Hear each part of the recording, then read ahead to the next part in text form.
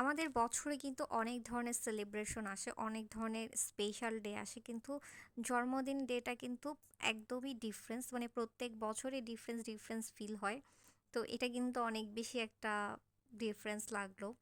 আর সবচাইতে বড় কথা, ছোটবেলার জন্মদিনের কথা খুব মনে পড়ে। ছোটবেলায় জন্মদিনে আব্বু আম্মু অনেক বেশি এক্সাইটমেন্ট থাকতো, ড্রেস কিনে দেওয়া বা জন্মদিন সেলিব্রেশন করা। আর এইটা আসলে প্রত্যেক বাচ্চাদের জন্য অনেক হ্যাপিনেস, যেটা আমি আসলে এখন ফিল করি, যে এখন যত জন্মদিন করি, যত কিছুই করি, ওই হ্যাপিনেসটা কিন্তু অ্যাজ ইউজুয়ালি থাকে। বাট আসলে কিছু কিছু সেলিব্রেশনগুলো শুধু ছোটোবেলায় ভালো লাগে।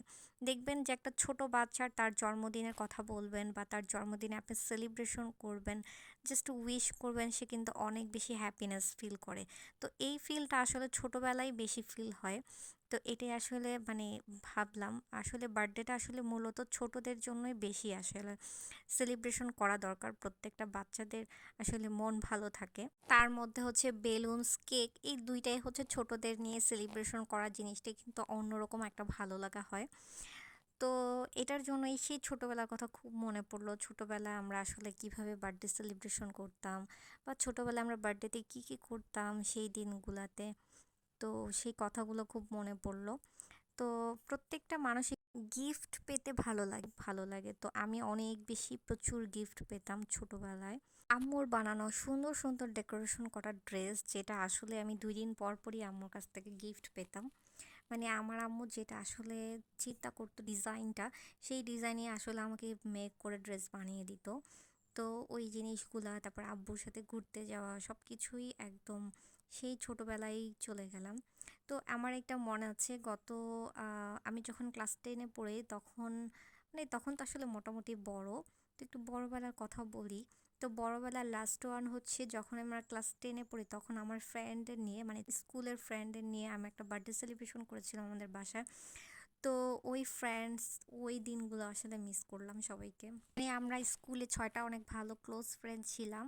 তো আমরা আসলে এই প্ল্যানটা আম্মুর ছিল যে 10-এ উঠলে বা আমরা এক্সাম দিলে সবাই জায়গায় জায়গায় ভর্তি হয়ে যেতে পারে। তো লাস্ট ইয়ার তোরা একটা, হ্যাঁ মানে গেট টুগেদার করতে পারোস তোর বার্থডের সময়। তো এই মানে সাজেশনটা আম্মুই আমাকে একবার দিছিল ওই সময়। তারপরে বললাম যে গুড আইডিয়া, দ্যাটস ওয়াই আমার বার্থডেতে আসলে সেলিব্রেশন করলাম। আর ওরা আসছিল, শুধু আমরা ফ্রেন্ডরাই ছিলাম। তো ওর ফ্রেন্ডের মধ্যে একটা ফ্রেন্ডের সাথে আসলে এখনও কন্টাক্ট নেই। ও আসলে কোথায় গেছে, মানে কন্টাক্ট আসলে, তো ওরে আসলে আমরা সবাই অনেক বেশি মিস করি। আর 5টা ফ্রেন্ডের সাথেই আমাদের কন্টাক্ট হয়, হাই হ্যালো কথাবার্তা হয় মাঝে মধ্যে, মানে কমিউনিকেশন হয়, চাইলেই আসলে যোগাযোগ করা যায়, এটা অনেক বড় কিছু। আবার অনেকের কথা মনে পড়লেও চাইলে কিন্তু যোগাযোগ করা পসিবল হয় না। তো আসলে এই লং স্কুল টাইমের যে ফ্রেন্ডগুলো থাকে লং টাইমের, এদের সাথে আসলে কাটানো মুহূর্তগুলো একদমই অন্যরকম, একদম স্মরণীয়। দ্যাটস ওয়াই লং টাইম তাদের সাথে স্টে করা হয়, কোচিং, কলেজ, তারপর স্কুল কিন্তু লং টাইম 5 বছর, 6 থেকে 10। তো সব মিলিয়ে যে একটা লং টাইমের বিষয় কারণে ওদের সাথে একদম বন্ডিং, তারপরে একসাথে কাটানো মুহূর্তগুলো অনেক বেশি মানে লং টাইমের থাকে। তো আসলে ওইটাই আর কি খুব মিস করলাম। তো যাই হোক, তো এই বেলুনগুলো ছিল খুবই সুন্দর গোল্ডেন কালার আর রেড কালার। বেলুনগুলো আমাদের বাসায় অনেকগুলো ছিল, প্রায় 15-16টার মতো। তো আমি চেয়েছিলাম যে আসলে একসাথে এই বেলুনগুলো ধরে একটা ক্লিপস নিব।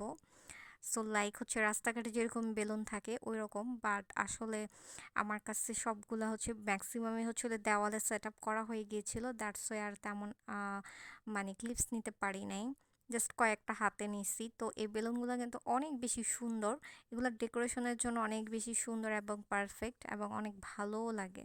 ইভেন একটু ডিফারেন্স তো, এইগুলো আসলে দেওয়ালে লাগানো ছাড়া একটা ভেজাল। কারণ হচ্ছে ফুলানোর পর বেলুনগুলো বাতাসে উড়ে যায় বা ছড়িয়ে যায়, একটা ঝামেলা। তো আমার আসলে জন্মদিনের সময় যখন বেলুন ফুলাচ্ছিল, তখন এগুলো সবগুলো একটা আহ, মানে চাদর দিয়ে আর কি ঢেকে রাখছে, যেন উড়ে না যায়। এগুলো অনেক বেশি মানে সেনসিটিভ। তো তো মেকআপটা একটু কাছ থেকে দেখানো ট্রাই করছি, একটু পরে আরও ডিটেলে শেয়ার করব। আর সময় স্বল্পতার কারণে মেকআপ ভিডিওটা করতে পারি নাই। খুবই শর্ট টাইম, মানে যদি বড় জোর হয় 10 থেকে 20 মিনিটের মধ্যে আমি রেডি হয়েছি। মানে আমার মেকআপটা করেছি খুবই লিমিটেড প্রোডাক্ট দিয়ে, জাস্ট কোনো মতে মেকআপ টেকআপ করেছি আর গ্লস ইউজ করেছি। আর আমার অর্নামেন্টস ডিটেলসটাও একটু পরে তোমাদের সাথে শেয়ার করব। আমার মেকআপটা একটু কাছ থেকে তোমাদের সাথে শেয়ার করতেছি। খুবই সিম্পলের মধ্যে মেকআপটা করেছি এবং খুবই শর্ট টাইমের মধ্যে। কেমন লেগেছে কিন্তু অবশ্যই লাইক কমেন্ট করে জানাবা।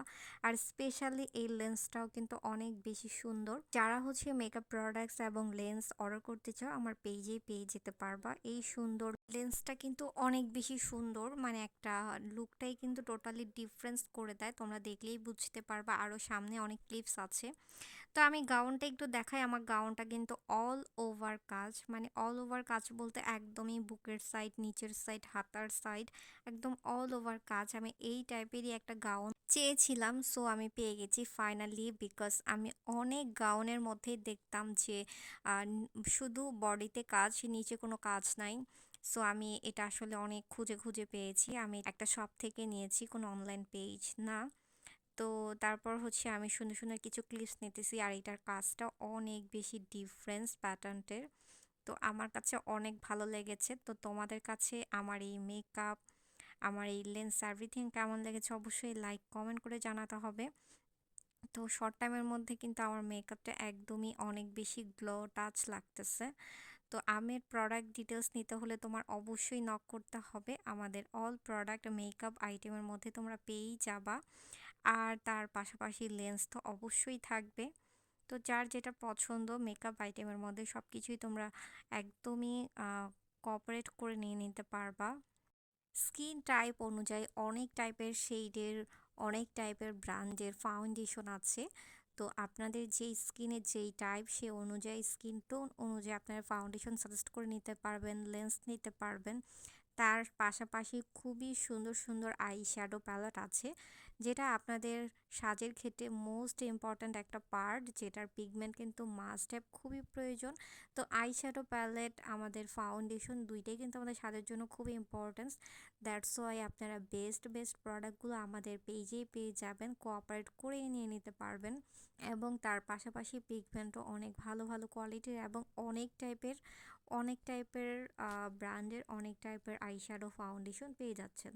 সো আপনারা সাজেস্ট করে নিয়ে নিতে পারবেন। আর এই লাভ বেলুনটা তো এত বেশি সুন্দর যা বলার বাহিরে। তো আমার কাছে এটা অনেক বেশি ভালো লেগেছিল। সো এগুলোর সেটগুলো কিন্তু প্রত্যেকটা সেটই অনেক বেশি সুন্দর। যেহেতু রোজা, তো রোজার মধ্যে আমরা সন্ধ্যায় ইফতারি করেছিলাম, কিছু ফ্রুটস ছিল, তো ইফতারের কিছু কিছু ক্লিপস দিলাম। তো ওই দিন হচ্ছে ফ্রুটস ছিল।